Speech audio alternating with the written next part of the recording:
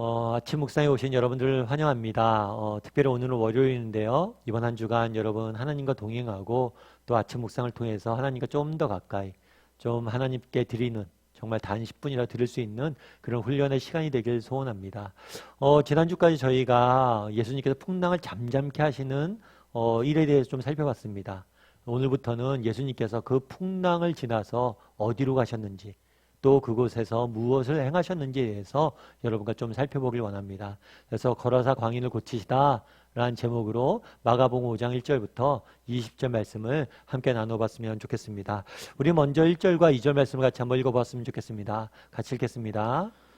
예수께서 바다 건너편 거라사인의 지방에 이르러 배에서 나오심에 곧 더러운 귀신 들린 사람이 무덤 사이에서 나와 예수를 만나니라.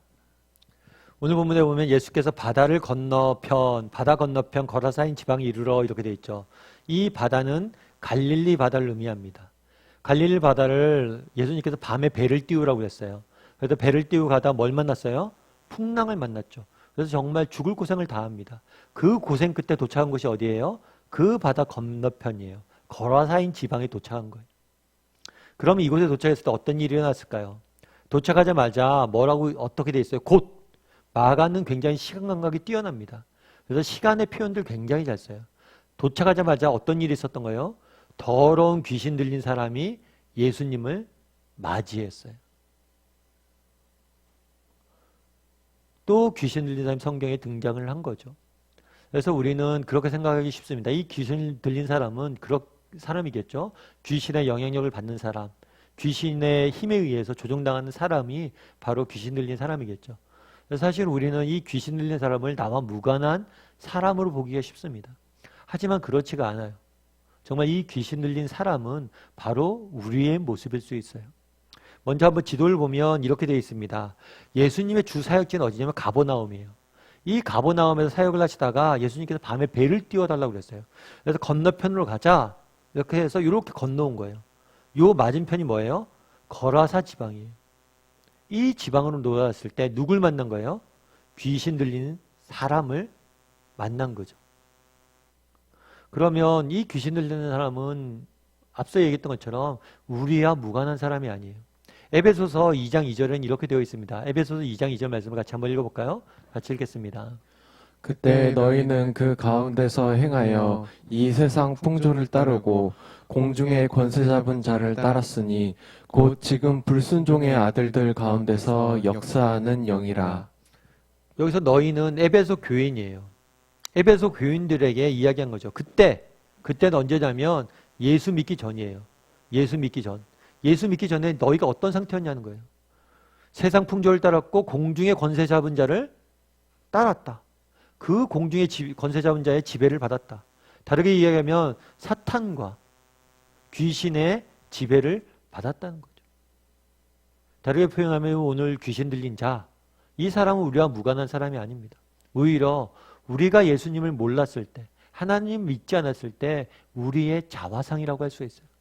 좀 다르게 표현하면 하나님을 모르는, 하나님 없는 자의 삶을 대변하는 것이 귀신 들린 자의 삶이에요. 그런데 이 귀신 들린 자에 대해서 성경은 보다 자세히 설명하고 있습니다. 한번 3절 말씀을 같이 한번 읽어볼까요? 같이 읽도록 하겠습니다. 그 사람은 무덤 사이에 거처하는데 이제는 아무도 그를 쇠사슬로도 맬 수 없게 되었으니. 그런데 특이한 게 이때까지 귀신 들린 사람들 우리가 봤잖아요. 그런데 이 귀신 들린 사람이 거주하는 곳에서에 대해서 자세히 설명되어 있지 않아요. 그런데 오늘 본문은 특이하게 설명되어 있죠. 뭐라고 되어 있어요? 무덤 사이에서 거주했다. 그 당시 무덤은 어떻게 됐냐면 이 산이 있으면 산 허리에 이렇게 동굴 같은 게 있습니다. 이런 게 무덤이었어요. 이 사이에 거주하고 있었던 거죠. 그렇다면 왜 특이하게 이 귀신 들린 자는 사는 곳까지 성경은 기록하고 있을까요? 그냥 우연히 기록해뒀을까요? 아니면 이걸 통해서 주고자 했던 메시지는 무엇일까요? 아마 특별한 의도를 가지고 기록했던 것 같아요. 첫 번째로 이 무덤 사이에 거주했다라는 것은 하나님 없는 삶의 특징을 보여준 것 같아요. 제가 예전에 친구 아버님이 돌아가셔서 운구를 한 적이 있어요.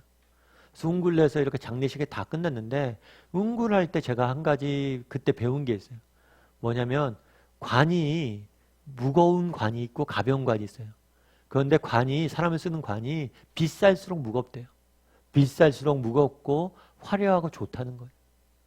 생각해보면 우리가 생각해 똑같은 관이잖아요. 그런데 어떤 관은 무겁고 좋고 화려하대요. 어떤 관은 그렇지 못하다는 거예요. 그런데 생각해보면 똑같은 관이잖아요. 뭐 죽어서 관에 묻히는데 그 관이 좋은 관이면 뭐하고 나쁜 관이면 뭐합니까? 똑같은 관인데. 마찬가지란 거예요. 그날에 귀신 들린 사람은 어디에 있었어요? 무덤 가운데 있었어요. 결국에 하나님 없는 삶의 특징은 뭐예요? 무덤 가운데 그냥 거니는 거예요. 그 끝이 무엇이기 때문에? 죽음이기 때문이에요. 종국적으로 죽음 가운데서 거닐고 있는 게 하나님 없는 삶의 특징입니다. 겉으로 보여서는 화려해 보일 수 있죠. 좋고 아름다운 관인 것처럼. 하지만 관은 관이잖아요. 아무리 이 땅에 사는 것이 화려해 보이고 많은 것을 가진 것 같아 보이고 아무리 좋은 것들로 치장을 해놔도 어차피 그건 관이고 무덤이에요. 하나님 없이 아무리 유복한 생활을 누려봤자 뭐합니까? 아무리 넓은 평생 살아봤자 뭐합니까? 하나님이 없는데 결국에 죽음을 향해서 가는 거잖아요. 그럼 우리는 어떠냐는 거예요. 그날에 이 귀신들 자는 무덤에 거주했다고 합니다. 무덤 사이를 다녔다고 그래요. 그럼 우리는 어떨까요? 우리 중에도 혹시라도 이렇게 무덤 사이에서 거주하는 다니는 사람이 없을까요? 여러분, 우리는 무엇을 추구하고 삽니까? 정말 우리가 추구하는 것들이 정말 썩어져 없어지는 그런 죽음과 같은 것들이 아니에요. 정말 관과 같은 것들이 아닙니까? 세상에 온갖 좋은 것, 화려한 것들, 그런 것들을 추구하며 살아가는 것이 아니야. 그럼 우리가 추구해야 될 것은 무엇일까요? 오늘 본문을 보세요. 예수님께서 풍랑을 헤치고 도착했어요. 왜 풍랑을 헤치고 이곳에 도착했냐는 거예요.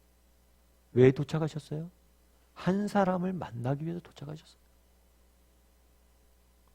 정말 한 사람을 소중히 여기고 그것들을 돌보는 모습들을 보게 됩니다. 우리 인생의 진정으로 추구해야 될 것은 무엇입니까? 사람이. 정말 이 시간 우리가 한번 돌아봤으면 좋겠어요. 그날에 귀신 들린 사람이 무덤 사이에 있었구나. 혹시 우리는 무덤 사이를 거니는 사람은 아닌지. 정말 썩어질 것들, 정말 사라질 것들, 죽어질 것들, 영원하지 않는 것들을 추구하며 살아가는 사람들이 아닐까. 정말 소중하고 정말 중요한 것들은 놓쳐버리고 무덤을 거니는 사람은 아닐까. 이번 한 주간 우리는 무엇을 추구하며 살아야 될까? 이 부분에 대해서 한번 고민해 봤으면 좋겠습니다. 또한 이 무덤 사이에 거주했다는 것은 하나님 없는 삶의 특징을 보여주는 것이기도 해요. 또 한 가지 그런데 무덤 사이에 거주했다는 것은 뭘 보여주는 거냐면 외로움을 보여주는 것이기도 합니다. 오늘 본문에 보면 뒷부분에 이렇게 되어 있죠. 이제는 아무도 그를 쇠사슬로 맬 수 없게 됐다. 쇠사슬로 맬 수 없게 되었다. 사람들은 그가 미쳤다고 생각했습니다. 그래서 미치광이를 가둬두려고 쇠사슬로 묶으려고 그랬어요. 그런데도 그렇게 할 수가 없었어요. 그러다 보니까 어떻게 했어요? 그를 아마 무덤으로 사람이 안 사는 곳으로 내쫓은 것 같아요. 그래서 무덤에 거닐었다는 것은 이 거라사 광인이 경험하고 있던, 그 당시 겪고 있던 외로움에 대해서 보여주는 단적인 증거가 아닐까 싶습니다. 사실 이 문제는 굉장히 중요한 문제죠. 사실 인생을 살다 보면 우리가 여러 가지 어려움들 경험할 때가 있어요. 이런저런 어려움들을 경험하고 아픔들을 경험할 때가 있습니다. 그런데 참 우리의 외로움과 힘들과 어려움도 있을 때 나를 위로해 줄 수 있는 한 사람, 그런 사람이 있으면 우리가 이겨낼 수 있잖아요. 그런데 오늘 본문에 들어오는 광인은 뭐예요? 그런 한 사람이 없는 거예요. 정말 자기를 위로해 줄 한 사람 친구 하나 없이 그냥 무덤 사이에서 방황하고 헤매는 거죠. 그럼에도 불구하고 이 광인에게 소망이 있는 이유는 뭐예요? 무덤 사이에 살고 있던 이 광인에게 소망이 생긴 이유는 뭡니까? 그건 예수님이 그를 찾아 오셨다는 사실이에요. 그를 만나러 오셨다는 사실이에요. 그를 위로하기 원하셨다는 사실이에요. 그리고 그의 아픔을 안고 만지시고 함께하길 원하셨다는 사실입니다. 우리도 마찬가지가 아닐까 싶어요. 사실 저는 그렇게 생각합니다. 우리 다음의 식구들은 주변 사람들에게 많이 사랑도 받고 서로 위로하고 그런 복된 관계를 누리길 원해요. 그리고 정말 인생이 소중한 것도 추구하고 정말 인생의 기쁨과 평강이 넘치는 삶을 살기 진짜 바랍니다. 그런데 인생을 살다 보면 때로는 정말 우리가 알 수 없는 그런 어려움들이 닥칠 수 있고 때로는 이 거라사 광인처럼 홀로 외로이 그 인생의 싸움들, 그 무게들을 지고 가야 될 날들이 있을 수 있어요. 혼자 인생의 무게를 쥐고 가야 될 날들이 있을 수 있다는 것. 그럴 때라도 우리에게 소망이 있는 이유는 뭐예요? 하나님이 우리에게 계시다는 거예요. 그분이 우리에게 계시다는 거예요. 이 사실을 좀 기억했으면 좋겠어요. 여러분 정말 인생의 무거운 짐들이 있잖아요. 정말 그것들을 내놓고 정말 맡길 수 있는 분은 이 우리에겐 있어요. 우리의 마음을 알고 우리의 외로움을 알고 정말 우리가 헤매는 것을 알고 무덤 사이에 그렇게 다니는 것을 알고 돕길 원하시는 분이 계세요. 그분께 맡길 수 있었으면 좋겠어요. 예전에 한번 제가 말씀드린 적이 있었던 것 같아요. 이 팀 호잇이라는 아버지 아들의 이야기가 있습니다. 아마 여러분들 중에서 비디오로 보신 분들도 있어요.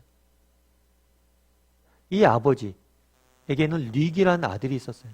근데 이 아들이 태어나자마자 전신마비.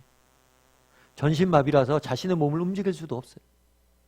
어렵게 고개를 까딱까딱하고 말도 못해. 많은 주변 사람들이 이 아이가 태어났을 때 요양원에 보호소에 맡기라고 이야기를 했습니다. 근데 이 부모는 이 아이를 너무 사랑했어요. 그래서 뭘 한 거예요? 이 아이를 끝까지 돌보기로 한 거예요. 그러다 이 아버지가 뭘 개발했냐면 컴퓨터 자판을 개발했어요. 그래서 이 자판을 아이가 펜으로 이렇게 콕콕 누르면 글씨가 쓰여질 수 있도록. 그래서 의사소통하는 기계를 만들었죠. 그래서 아이가 이렇게 컴퓨터 자판으로 아버지와 의사소통을 하고 또 학교도 다니고 그랬어요. 근데 한 번은 이 아이가 이 아빠한테 그러는 거예요. 이 학교에서 뭐가 있었냐면 자선 달리기 대회가 있었어요. 아빠, 나 저 대회에 참여하고 싶다고 컴퓨터 자판으로 아빠한테 얘기한 거예요. 몸도 못 가누는데 일어설 수도 없는데. 그래서 이 아버지가 뭘 했냐면 이 자선 달리기 대회에 참여했는데 이 아들을 휠체어에 태우고 자선 달리기 대회에 참여를 했어요. 그런 다음에 이 아들과 그 자선 달리기 대회가 끝나고 나서 대화를 하는데 그 이야기를 하는 거야, 아들이. 아빠랑 함께 달리고 있을 때는 내가 장애인이란 걸 못 느꼈어. 그리고 이 아빠도 그 아이가 그렇게 밝게 웃는 것을 본 적이 없대. 그래서요, 그 다음부터 이 아빠는 아이와 함께 달리기 시작합니다. 그래서 철인 3종 경기도 참여하고 그렇게 달려요. 왜 달릴까요? 이유는 한 가지예요. 그렇게 웃는 얼굴을 본 적이 없다. 그리고 아이는 뭐라고 이야기해요? 아빠랑 함께 있을 때는 내가 불편한 사람이란 걸 못 느끼겠다. 우리도 마찬가지예요. 정말 우리도 거라사 광인 같은 존재잖아요. 우리도 나 혼자 아무것도 할 수 없는 그런 존재들이잖아요. 그런데 우리 하나님과 함께 할 때 우리는 달라질 수 있습니다. 이번 한 주간의 시작입니다. 무엇보다도 나는 무엇을 추구하며 살아가는 사람인지 돌아봤으면 좋겠어요. 그리고 이번 한 주간 정말 우리 아버지 되신 하나님과 동행하는 한 주간이 되었으면 좋겠어요. 우리에겐 소망이 있잖아요. 나 혼자 무덤을 헤매는 것 같지만 우리를 찾아오신 예수님이 계시잖아요. 그분 앞에 정말 내 인생의 문제를 맡기고 정말 여러분들 가슴 속에 있는 그런 기도 제목들도 나누시고 정말 하나님과 동행하는 그런 한 주간이 되었으면 좋겠습니다.